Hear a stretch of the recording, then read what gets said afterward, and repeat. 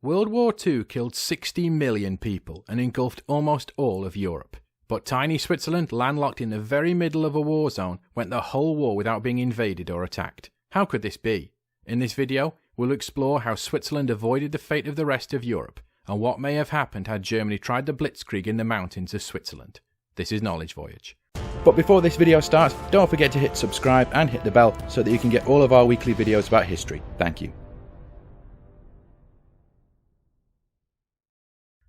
The Nazis hoped to unite all ethnic Germans under their rule. Nazi ideology held that all ethnic Germans in Europe should live under Nazi rule in a unified Volksgemeinschaft or racial ethno-state, and this would include Switzerland, a country that was 70% ethnically German. Yet despite this, the Swiss, unlike their Germanic cousins in neighbouring Austria, showed no interest in a union or Anschluss with Germany. Austria had lost a centuries-old vast empire after World War I. Austria felt aggrieved, and many Austrians shared the belief that Versailles had been unfair, and that their destiny was to unite with fellow Germans, who had been similarly mistreated. By contrast, Switzerland had enjoyed centuries of independence and non-entanglement in European wars. Switzerland also had a thriving democracy, with lots of local control and referendums, so may have been less keen to lose all this by uniting with a total state. The refusal of Switzerland to join Austria in union with Germany led Hitler to denounce Switzerland as, quote, a misbegotten branch of our Volk.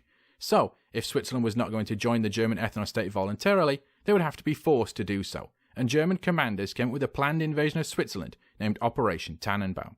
Tannenbaum, which is German for Christmas tree, would have seen the German troops sweep into the landlocked Switzerland and annex it into the Greater German Reich. The German army would prove it was very good at conquering countries, but even they had their limits. There were two major problems facing German planners preparing to invade Switzerland. The first was guns, lots of them. Switzerland was one of the only countries in the world that allowed private citizens to own guns.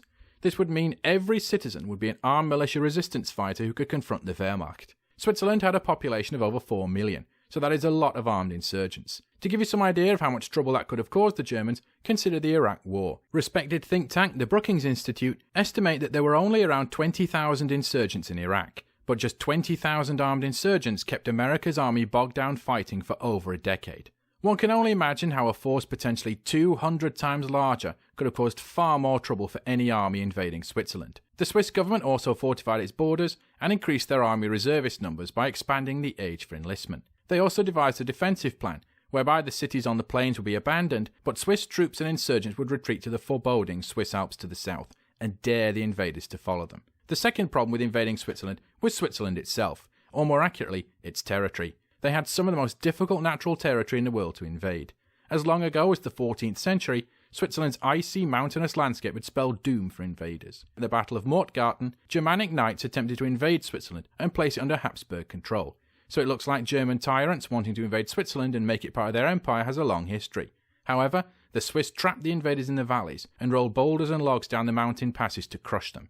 This footage shows Switzerland from the air, and its icy mountains and jagged narrow valleys certainly look intimidating.